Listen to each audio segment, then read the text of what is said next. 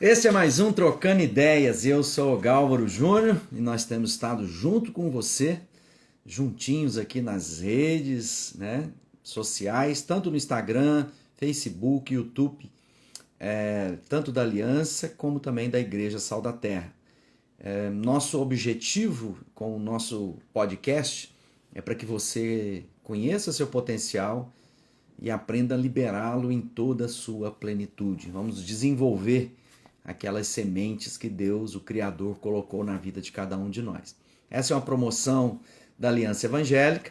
Se você ainda não conhece o trabalho da Aliança, eu quero te convidar a entrar nas redes sociais, no site da Aliança, conhecer mais desse movimento, esse trabalho que tem sido essencial para despertamento de unidade, de redes, né, de networking, de trabalho, mas acima de tudo de relacionamento entre líderes, ministérios, organizações, igrejas.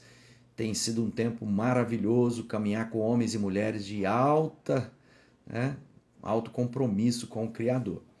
E se você quer conhecer um pouquinho da Igreja Sal da Terra, basta você colocar aí @Igreja Sal da Terra, a igreja que eu pastoreio na cidade de Uberlândia, e em São Paulo a gente tem um campus que trabalha. A família Sal da Terra é muito mais ampla do que isso, nós somos quase 100 congregações espalhadas pelo Brasil e algumas delas também no exterior, ali Europa e Ásia e África.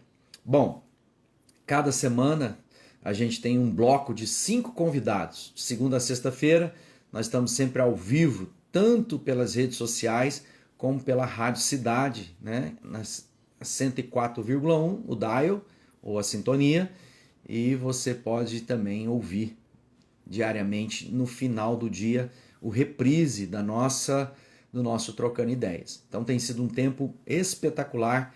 Eu tenho tido o privilégio de receber aqui no Trocando Ideias homens e mulheres no mais alto nível naquilo que fazem, realizam, e eu aprendo muito colocando as minhas perguntas, aprendendo sobre aquilo que eles estão fazendo.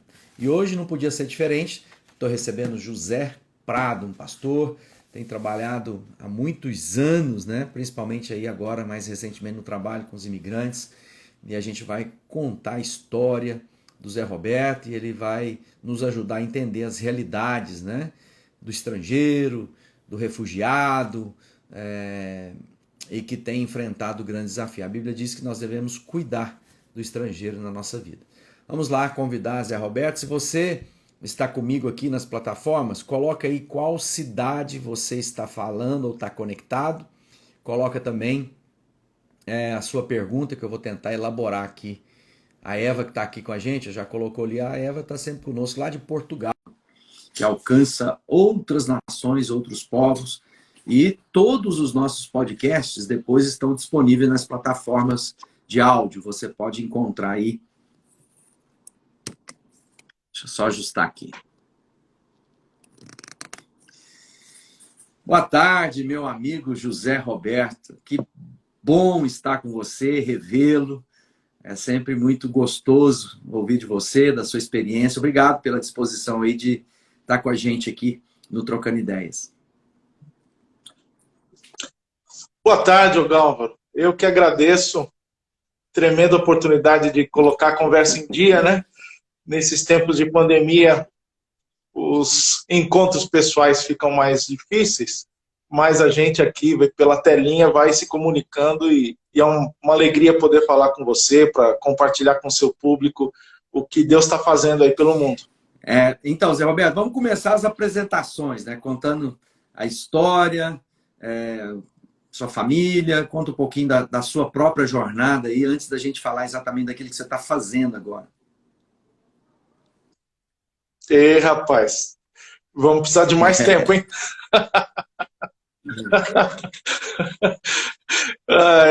A gente que tem, né, um pouquinho de estrada aí, é gostoso relembrar. Então, vamos lá. Eu sou natural de São Paulo, nasci e cresci ali na Vila Romana, Pompeia, perto do Palmeiras, meu time. Nem tudo é perfeito, né? Na juventude, eu tive um chamado. Inicialmente eu fui para a área da música, né? Eu sou músico, minha esposa também.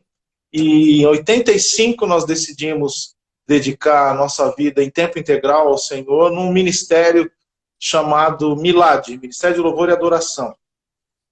Foi um projeto pioneiro, muito avançado na época, né? Sal da Terra também estava junto com a gente em muitos, né, encontros. E o que a gente queria naquela época era falar de Jesus de uma maneira brasileira, através da música. Aqueles dons que o Senhor tem nos dado, toda a musicalidade, os ritmos, a música latina. A gente sabe que o nosso povo responde. E a gente gostaria, então, de usar isso. A gente queria usar esses dons e essa linguagem. E durante 5 anos, nós vivemos aí aquela vida mambembe, né? Dentro de um ônibus, 12, 14 pessoas, de cidade em cidade, indo para esse Brasilzão lindo, maravilhoso que Deus fez, Nordeste, Sul, Norte, Centro-Oeste. Fomos a garimpos, a gente ia para a praia em trio elétrico. Então foi um tempo muito especial. Foi assim, então, o início do nosso ministério foi assim. Então nós casamos, eu casei nessa época, minha esposa Valdívia também fazia parte, ela cantava no Milad. E chegou um momento em que eu tive muito retorno quando eu dava testemunho, quando eu falava, o pessoal me encorajava muito. Eu falava, poxa Zé, quando você fala da Bíblia, a gente entende. Por que você não estuda, você não vai se formar para ser pastor e tal? Àquela altura eu não tinha o sonho, nunca tinha plano de ser pastor. Mas eu sempre soube que o Senhor nos dá, né, dons e talentos e a gente precisa ser fiel a isso. E eu fui estudar, então fui lá para a Faculdade Teológica Batista, que era perto de casa. Começamos a estudar, eu saí do Milad, não tinha como estudar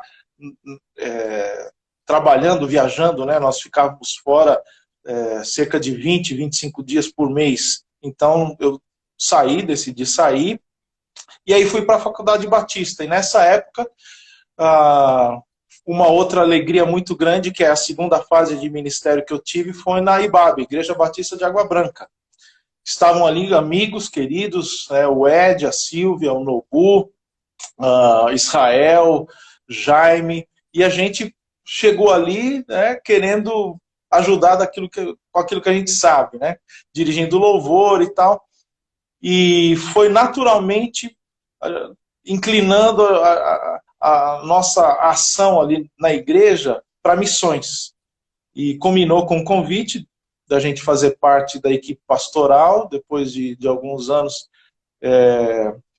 fiz parte da equipe pastoral, cuidando de missões, e foi um tempo maravilhoso. De novo, mais uma coisa muito feliz, né, do Senhor, naquele início da IBAB, sonhando toda a visão de reino, visão de igreja.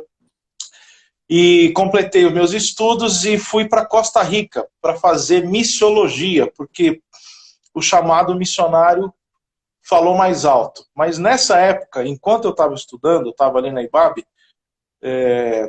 o Senhor me deu a oportunidade de entrar numa orquestra muito boa, profissional. Ou seja, eu tinha que me sustentar.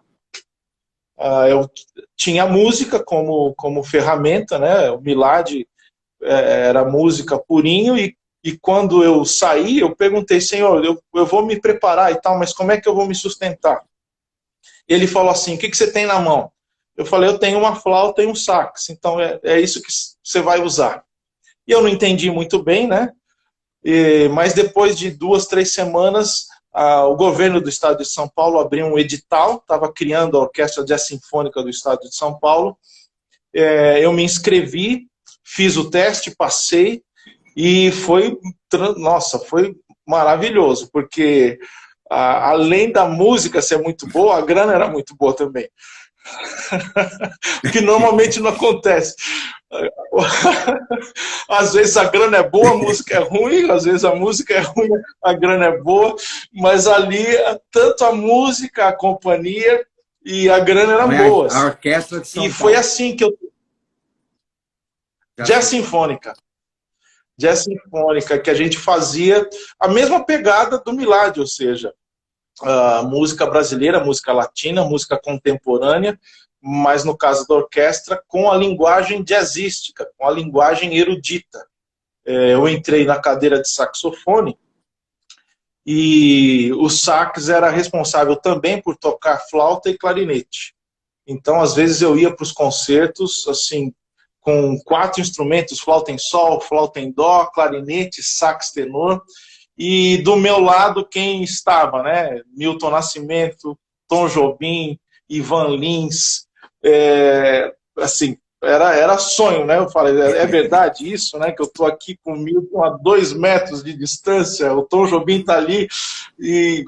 Então, foi um tempo, assim, de novo, de muito amadurecimento, de como ser testemunha do Senhor Jesus num ambiente totalmente plural, né? Não religioso, e ali fiz muitas amizades que eu tenho até hoje, né? E essa foi a segunda fase. Terminado, então, a faculdade teológica, eu fui para Costa Rica, porque o chamado missionário falou mais alto. E foi interessante isso, porque o meu plano, minha visão, era servir ao Senhor como missionário fora do Brasil, fazer missões fora. Minha ideia era ir para o norte da África, quem sabe ali Espanha, para fazer a ponte com aqueles povos muçulmanos e mostrar Jesus para eles. Mas eu estava na jazz sinfônica, de novo, a grana boa, música boa, e como fazer? Mas eu entendi, orei bastante, né? Nós, eu já era casado nessa época, a gente orou e fomos. Eu fui falar com o maestro: estou saindo. Mas como? Por que você vai sair? Não, porque tem alguma coisa que fala mais alto ao meu coração do que a música. O que é? Não, eu vou me preparar melhor para servir ao meu Deus lá fora. E apesar do espanto, né? Muita gente fala: mas você tem certeza?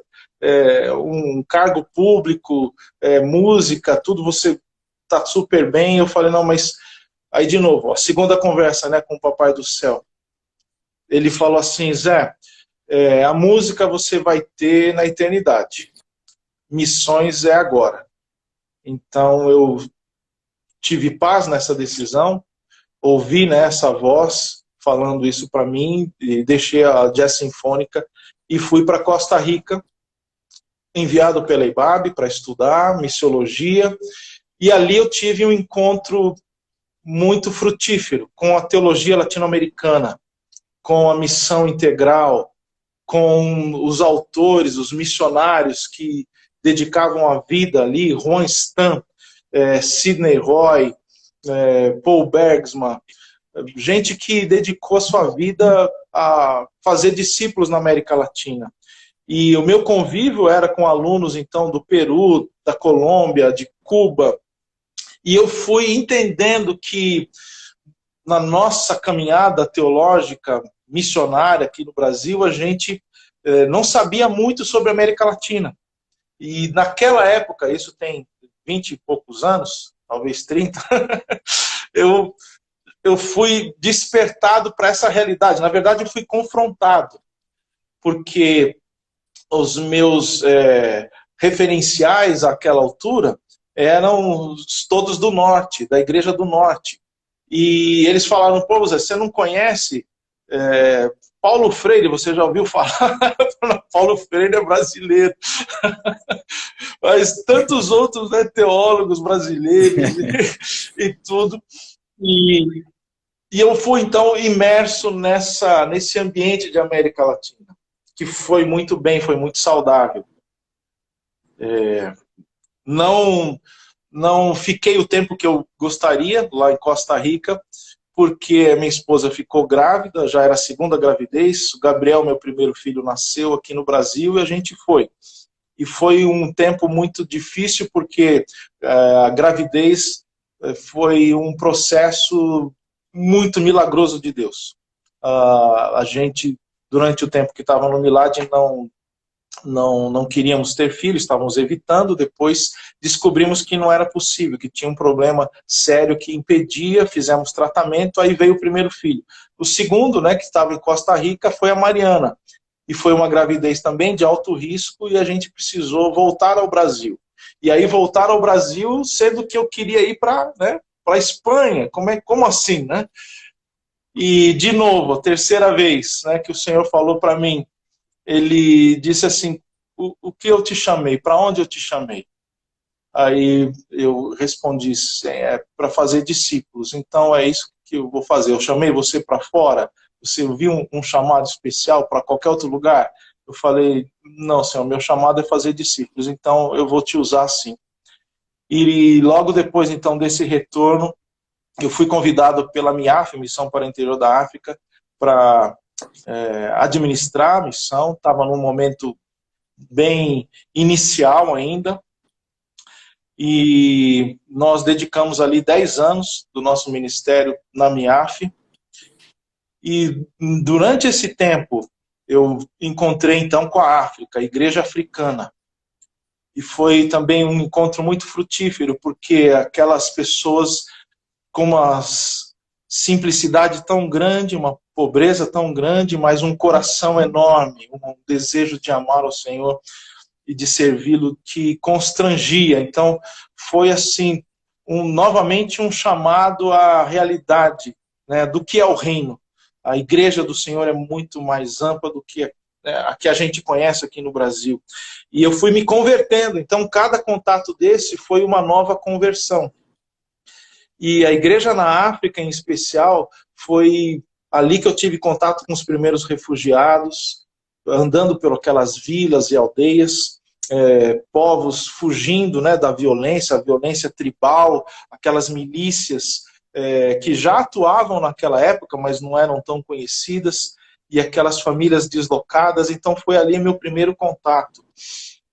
Na verdade, tem um contato anterior com refugiados, que estou lembrando agora, acho que vale a pena resgatar.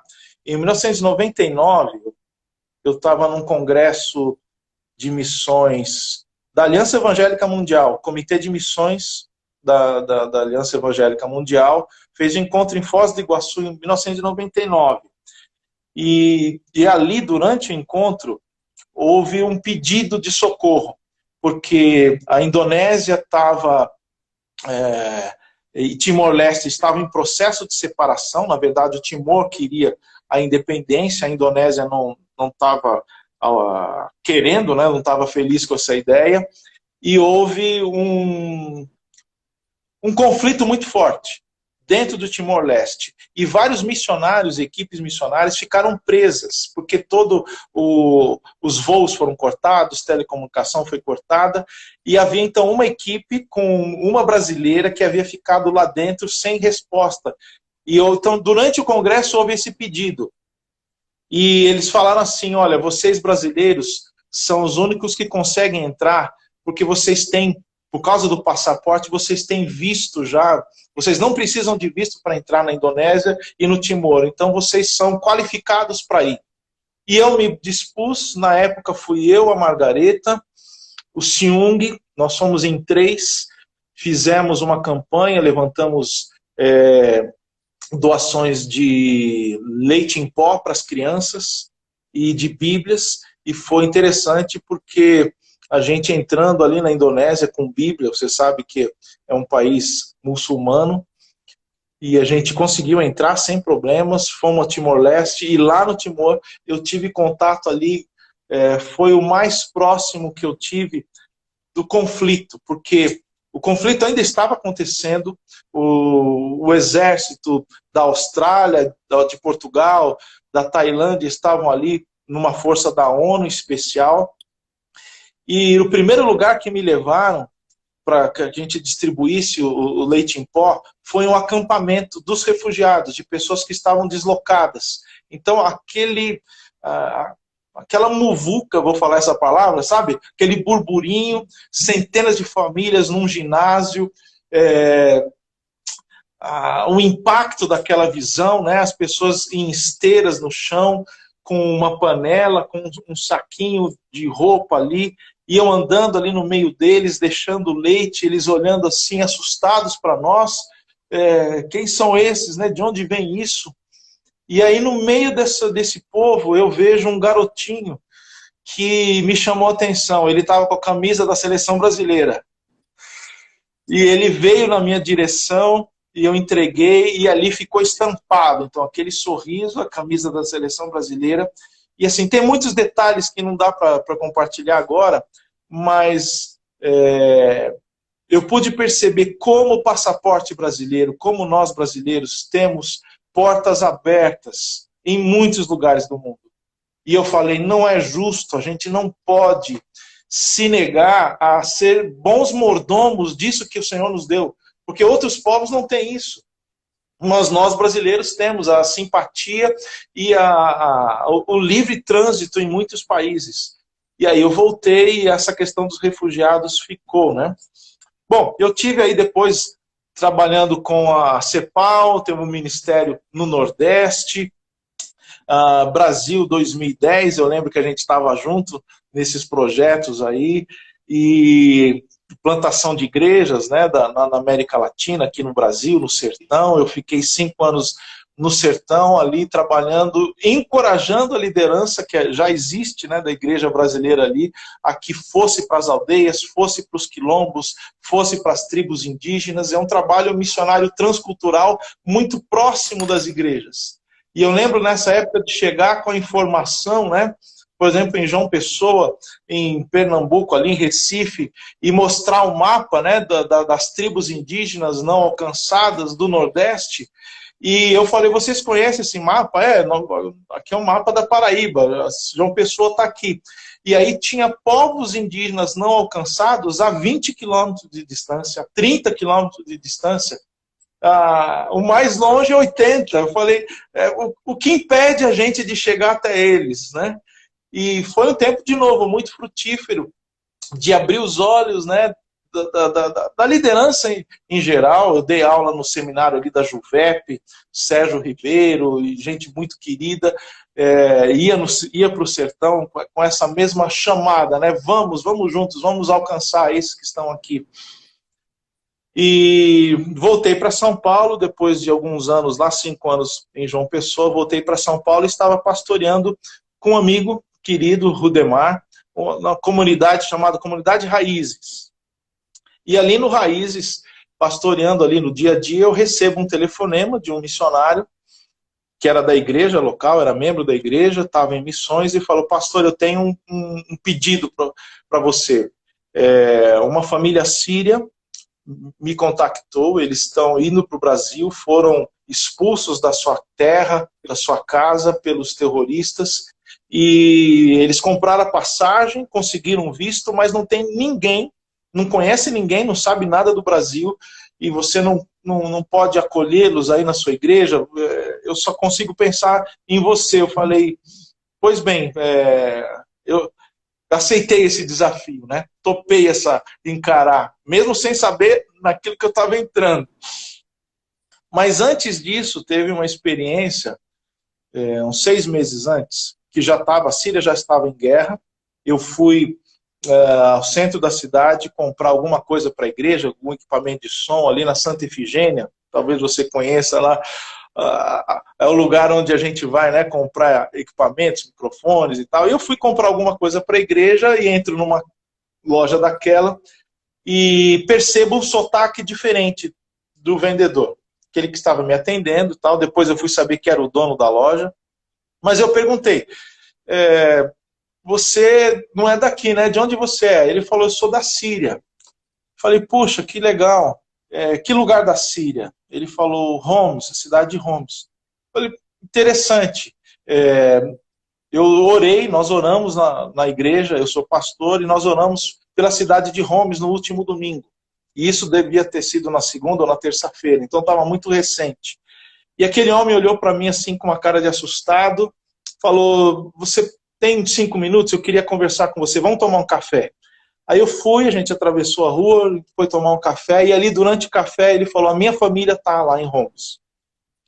E você sabe, o governo está bombardeando, né, a cidade, e a minha família foi salva de um bombardeio, porque as crianças estavam, logo depois do almoço, estavam na sala brincando, e aí entram de volta para a cozinha, e falam, mamãe, mamãe, a gente está com fome.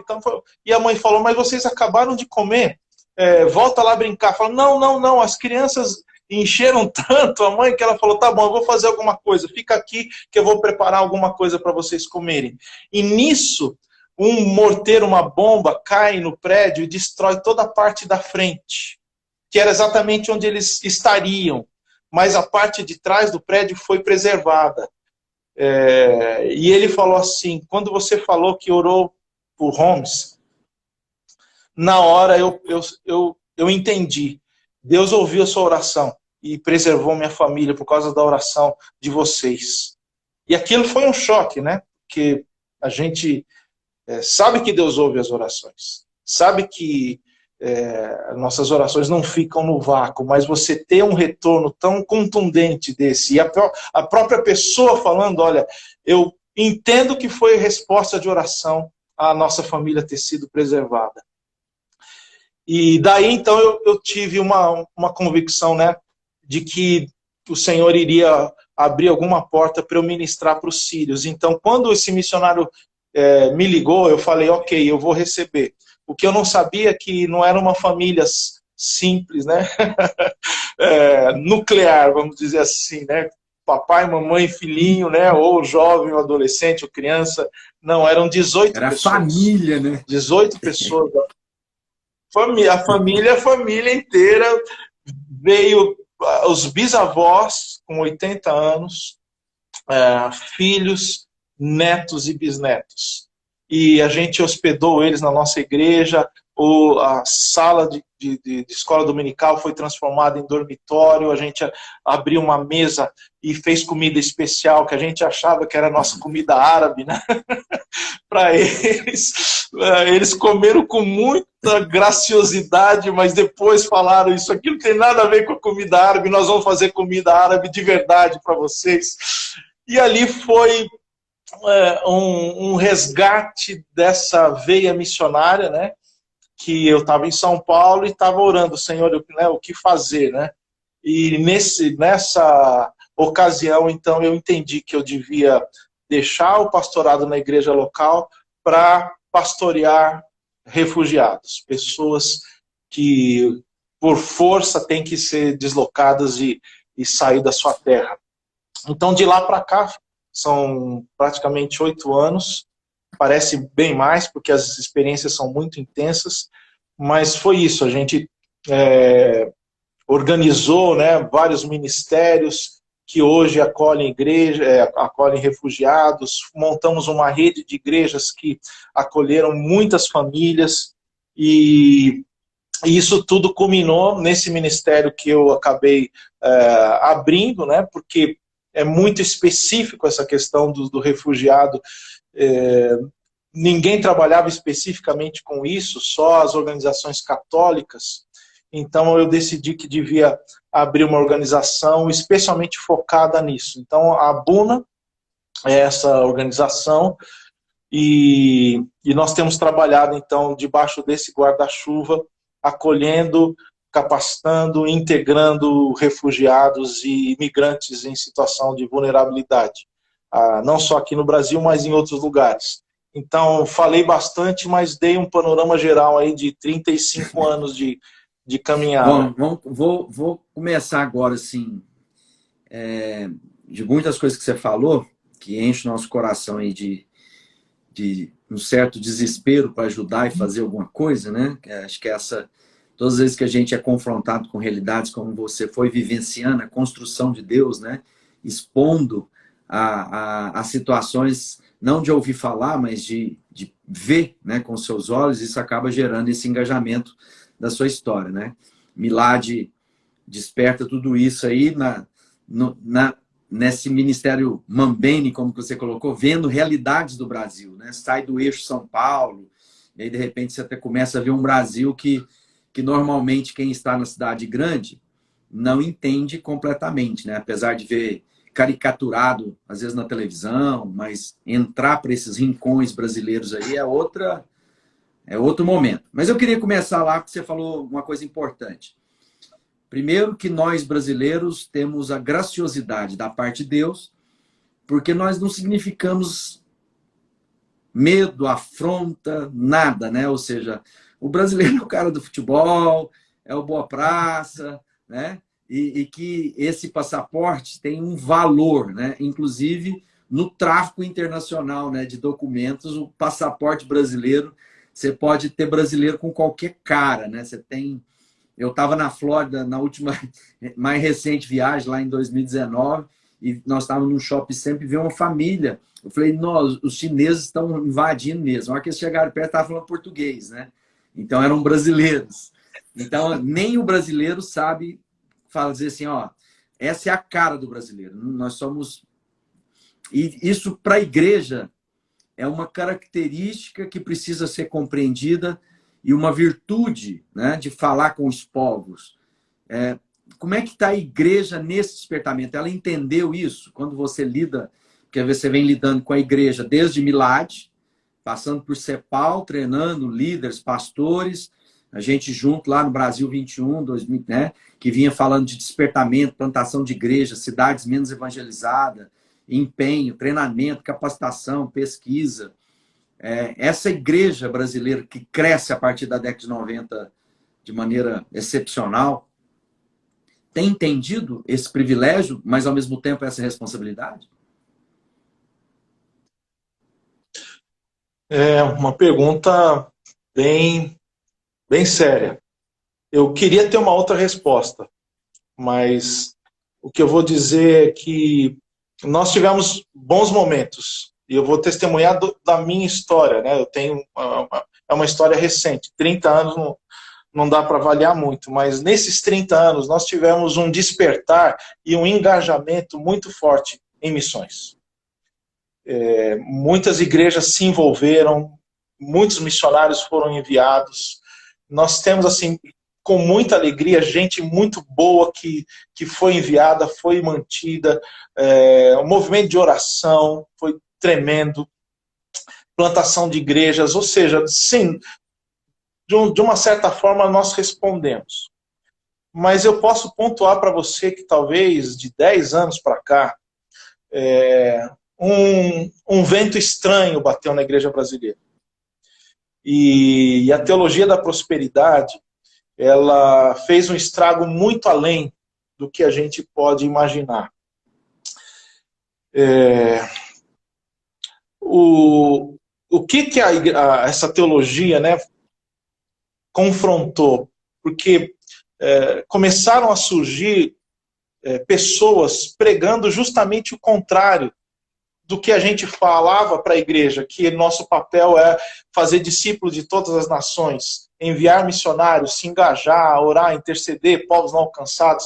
Então a igreja começou a ouvir um discurso exatamente o contrário, que era para ela se fortalecer a nível local, plantar igrejas ali no seu bairro, crescer e alcançar as pessoas que estavam ali à volta, evangelizar aqui a sua comunidade local.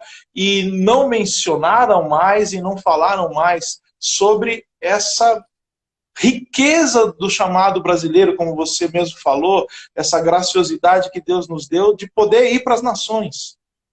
Então, gradativamente, nós tivemos um enxugar, né? As nossas lágrimas missionárias foram secando, a nossa paixão foi diminuindo, mas alegremente, mesmo no meio disso tudo, há um movimento de renovo, né? Aquele broto que não, nada pode parar. O chamado, né, da igreja, ele é do Espírito Santo. E o Espírito Santo não fica calado, ele está se movendo, ele está incomodando a igreja. Então, um novo movimento missionário nasceu, e eu posso testemunhar isso com alegria, por exemplo, com Perspectivas. O movimento, né, Perspectivas, que é um movimento missionário que vem de novo falando para a igreja para que ela volte para a sua origem, sua vocação missionária. E junto com isso, o Vocari, por exemplo, um movimento que quer falar com os jovens para que eles, né, entendam a vocação e assumam a vocação que agora é hora deles, né? Um novo movimento também muito frutífero é o BAM, né? Business as Mission. São iniciativas missionárias empresariais para você alcançar e conseguir entrar em países que a gente não conseguiria no missionário tradicional. Ou seja, há um novo movimento que me deixa muito encorajado.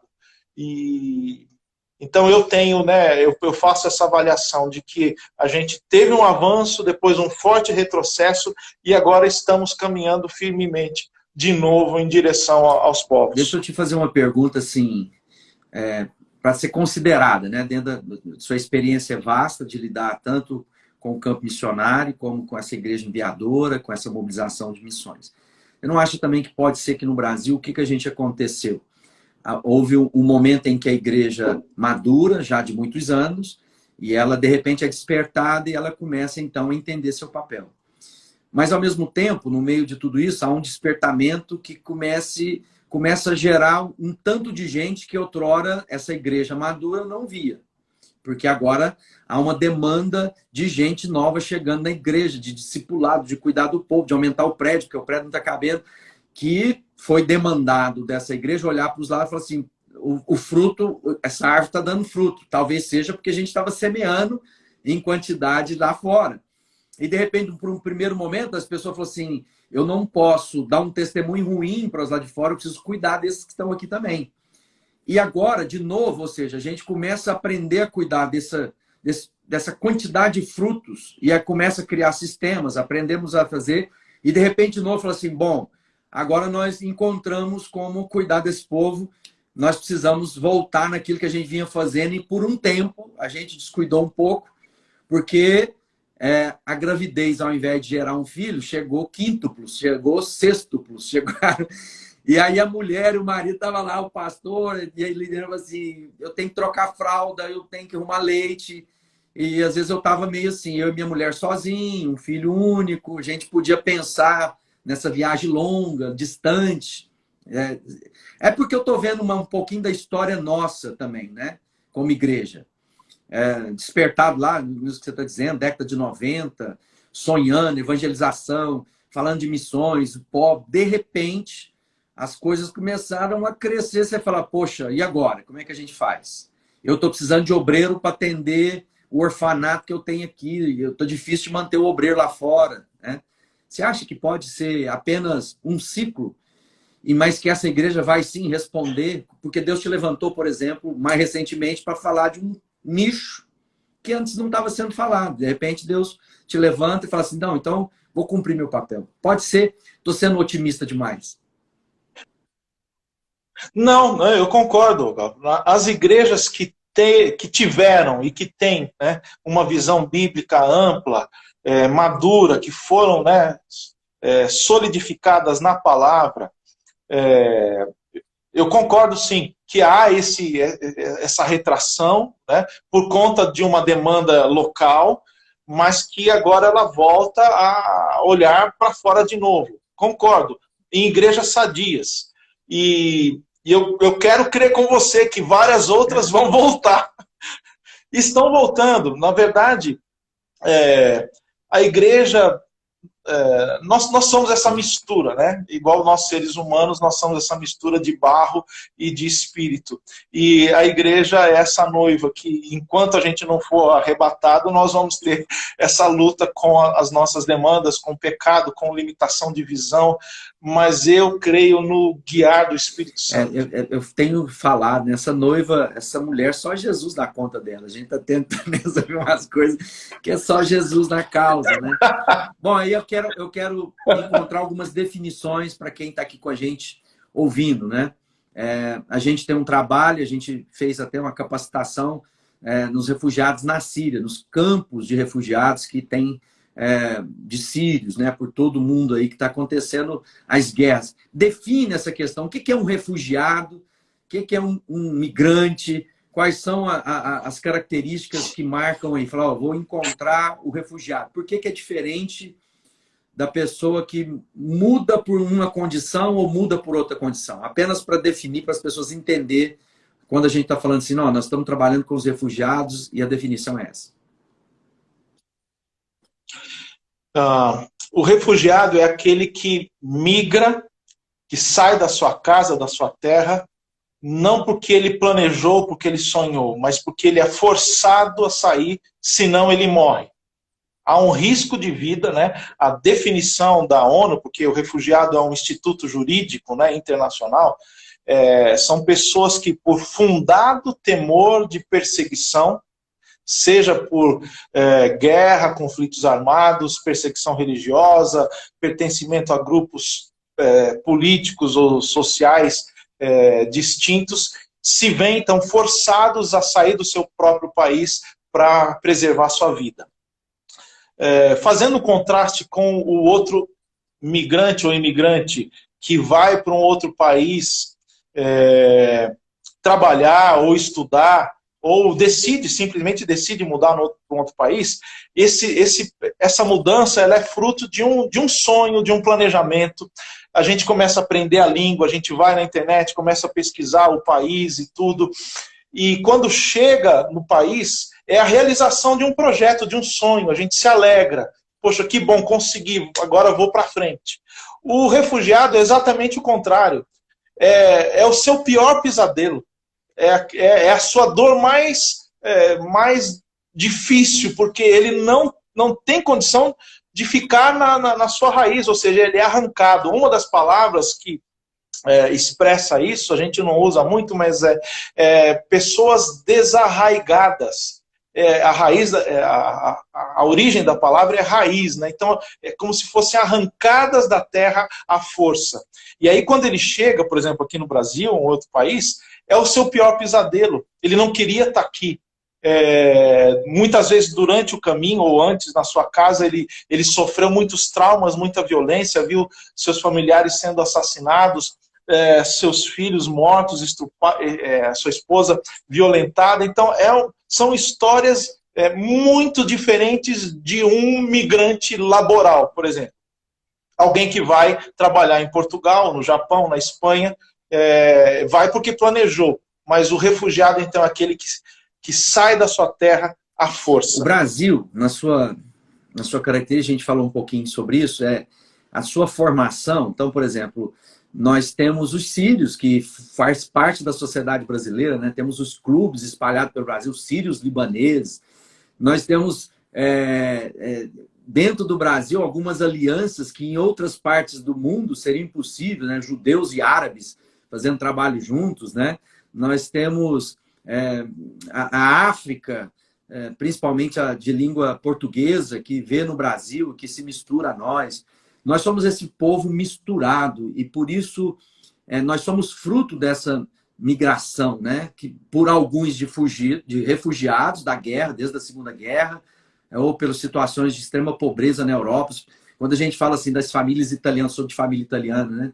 Eu posso ter o passaporte italiano, mas às vezes a gente pensa que eram os nobres. Não, muitas vezes vieram para substituir mão de obra escrava no primeiro momento, né? Eram gente pobre da Europa, tudo isso. Essa mistura coopera para a gente para ter esse coração aberto para a gente receber esse homem que você citou, que está lá, né, na Santa Efigênia. Ele quando vem para o Brasil, mesmo que desarraizado, né, ele encontra na nossa nação esse ambiente onde ele se identifica. Ele vai andar pelas ruas e vai começar a ver nome de rua de sírios, né? De avenidas importantes de libaneses, né?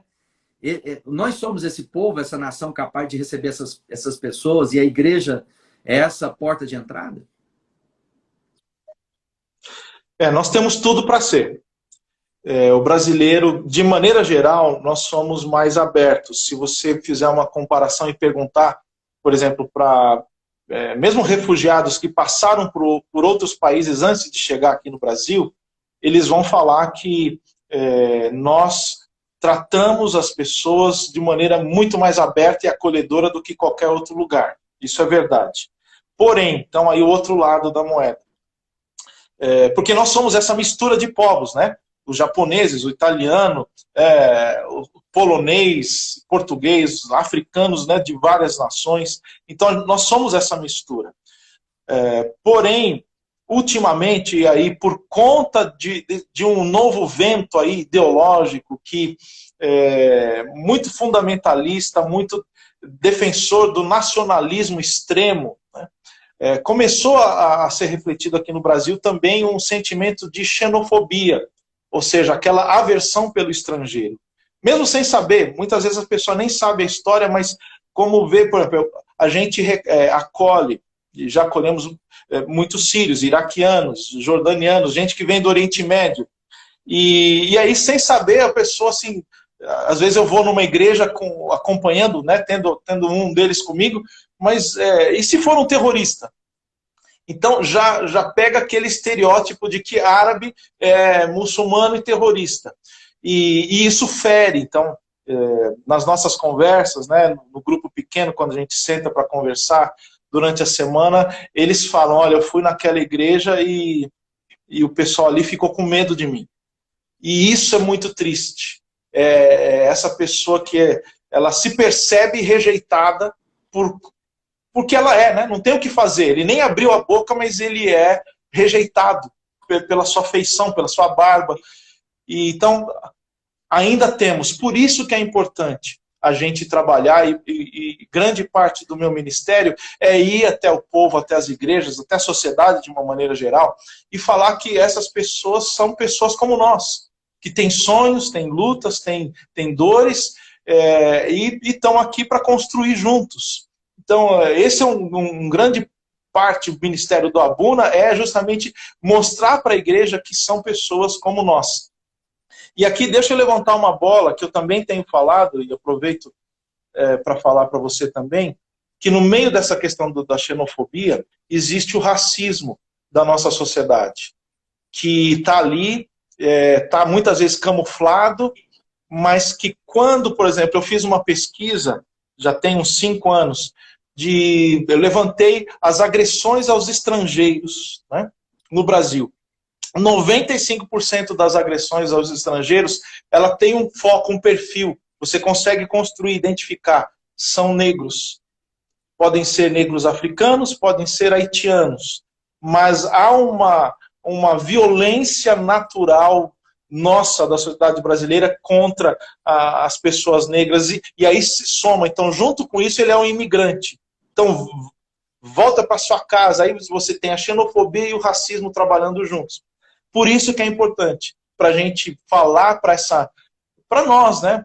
Para nossas igrejas. Olha, o que você falou, nossos pais, nossos avós, quando chegaram aqui, eles eram justamente essas pessoas. Eles vieram com uma sacolinha, com uma mochilinha e vieram sem nada. E hoje, né, como você mencionou, muitos árabes, né, são expoentes na medicina, na política. Ou seja, para que isso aconteça, nós precisamos abrir as portas. E abrir as portas antes, a gente precisa abrir o coração. E é o que o Senhor fala em Deuteronômio. É o que o Senhor fala para o seu povo de Israel em Levítico.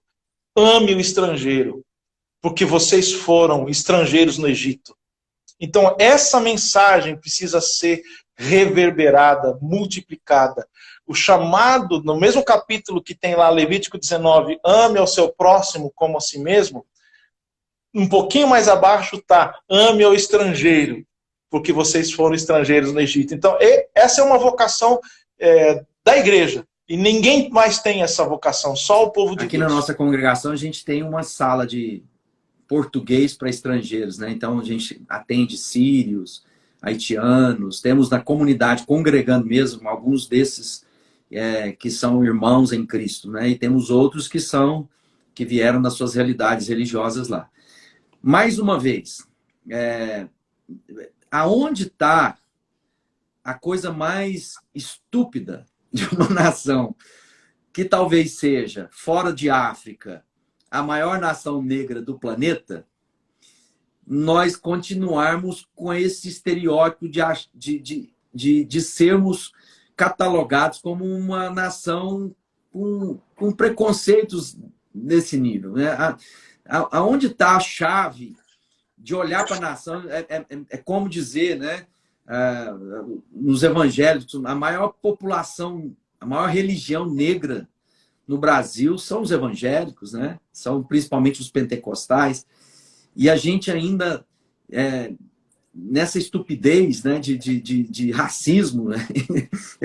Eu sinceramente não consigo compreender onde está essa estupidez do nosso pecado. É difícil a gente reconhecer, porque dificilmente a gente tem um espelho que a gente possa olhar, né, do ponto de vista social. É preciso que alguém olhe para nós e diga. E foi assim que eu descobri o nosso próprio racismo. Porque à medida que a gente foi acolhendo, foi servindo e tal, eu fui testemunhando situações assim, por exemplo, estava numa mesa, numa lanchonete,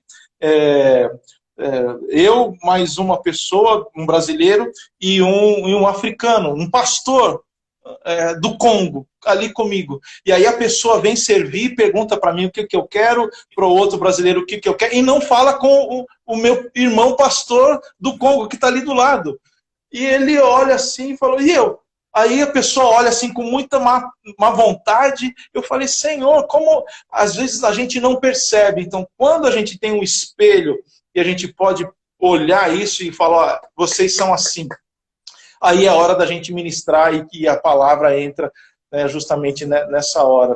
Todos nós fomos criados à imagem e semelhança de Deus e nós temos todos uma dignidade intrínseca, uma beleza intrínseca. E aí nós estamos chegando ao final do nosso tempo aqui, espero que a gente tenha outra oportunidade, porque nossa conversa, como você diz, duraria um bate-papo aí para muitas horas, né?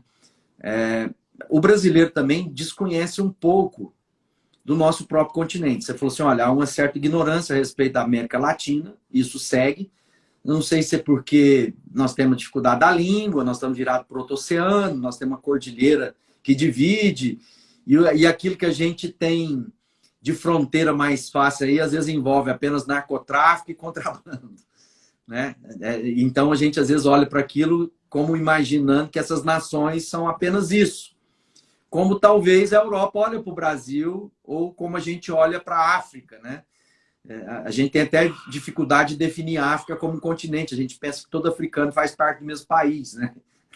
Então, e nós temos lá línguas, o cara que fala holandês, fala francês, fala inglês, fala, né, diversos foram colonizados por diferentes nações aí. O que a gente falta conhecer da América Latina que seria importante a gente conhecer nessa relação missionária, nessa relação de igreja mesmo? Eu acho que primeiro a gente precisa se voltar, né, para a América Latina. Como você falou, nossos olhos normalmente estão voltados para o norte, né, lá para a Europa ou para a África, para o outro lado do mundo, lá no Ocidente, né, a Austrália, mas a gente pouco olha para a América Latina porque nós não voltamos os nossos olhos. Então, acho que começa por aí, a gente voltar a se interessar, ou começar, né, a se interessar pela América Latina e por aquilo que Deus fez. E eu começaria por aí, porque quando a gente começa a entender a riqueza, né, da linguagem, das culturas, das etnias, o povo, a música, a gastronomia, a gente começa a ver a beleza da cultura latina. E aí a gente vai para a igreja, a gente vê como o Senhor abençoa a igreja latina, quanta gente boa, quantos teólogos bons a gente tem. Então começar por aí, para depois chegar e identificar os desafios, como você falou, a questão do narcotráfico, a questão da violência. Por exemplo, a Colômbia sofre há anos com os deslocados internos por causa do narcotráfico. Milhões de pessoas, é o país que mais tem deslocados internos no mundo, é a Colômbia, mais de 7 milhões, por conta disso. E essas pessoas estão lá e de alguma maneira a gente pode, né, servi-las junto com o que o Senhor está fazendo. Então, ver a beleza, identificar os caminhos, né, missionários, o caminho da missão, e dar as mãos e ir junto. Né? Eu iria por aí. Bom, nós estamos chegando ao final. Estou conversando com o pastor José Roberto, Zé Prado, desculpa. Está aqui no nosso Trocando Ideias. Eu estou falando com você que está aí na Rádio Cidade acompanhando a gente. Depois isso vai estar disponível lá no podcast, né? Zé, conta para mim qual a mensagem final que você gostaria de dizer a todos aqueles que estarão depois, né, assistindo, ouvindo esse podcast, talvez líderes de igreja, enfim, discípulos de Cristo. Qual é o nosso papel diante desse desafio que nós estamos recebendo agora, através do seu ministério, né, da organização que você fala um pouquinho, finalizando até da organização aí, o pessoal entender aonde pode buscar mais subsídios. Tá bom. O meu recado final é o seguinte: nós fomos chamados para amar, para servir. Os nossos instrumentos são a bacia e a toalha. Quando Jesus disse, né, para segui-lo, ele falou da cruz e nos deu o exemplo, né? Não existe presença da igreja no mundo que não seja encarnacional, que não seja encarnada na realidade, que não seja sacrificial. Ou seja, servir o nosso povo, a nossa geração, a nossa realidade vai custar o nosso tempo, vai custar nossos recursos, mas esse é o nosso chamado e é o chamado mais glorioso que a gente tem. Então, minha palavra final é: vamos juntos, continuemos a seguir o Mestre. Você pode encontrar mais informação, né, sobre o que a gente está fazendo hoje no nosso site. Então, você pode clicar lá, né, abuna.org.br, é o site. Nas mídias sociais a gente está ou tanto no Face quanto no Instagram, com a AbunaBR.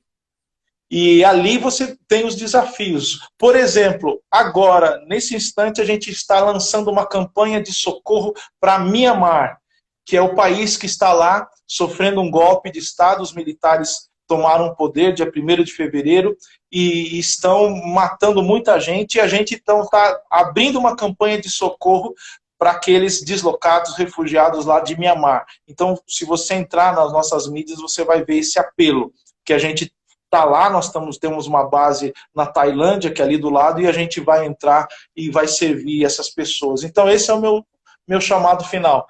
Muito obrigado pela oportunidade de conversar contigo. Queria ter mais tempo também. Deu tempo vamos de tocar a flauta e o sax, né? Olha aí, fica para a próxima.